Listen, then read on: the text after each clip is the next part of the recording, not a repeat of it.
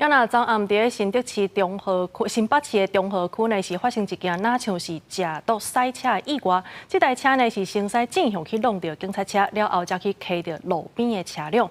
警方抓到人了后，发现这是一个毒品的通缉犯，车顶也超出海洛因等等的毒品，即马已经依法上班。头前这台白色的轿车开入去下底4月2，就伫咧洗完了去弄到停伫路边的轿车。 警方趁这个机会去抓人，趴下！走甲慌慌张张，原来开车的驾驶是毒品通缉犯。2月2号暗时7点外，伫新北市中和城市返乡去围着东红顶的顺路警车，伫咧逃走时阵，又搁弄到停伫路边几多台汽车甲奥多拜，上尾也伫咧新店被抓到。附带搜索，查获依托咪之烟弹等毒品。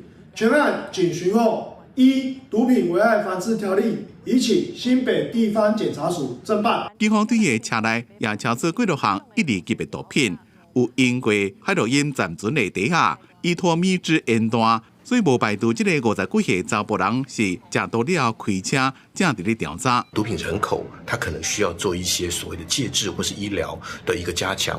那一味的这个严刑峻法，是不是能够有效的遏阻毒驾？这一点我值得我们探讨。 只要血液尿液中呢有毒品的浓度有检验出来，就视为行政法上的毒驾。那刑法呢必须达到行政院公告的毒品浓度，才能构成刑法上的毒驾。针对食毒开车的问题，官方即马已经修法重罚，不过涉及到毒驾比以上的，去年也是有要到2000件。学者也讲，食毒开车比啉酒开车查一困难度更加大。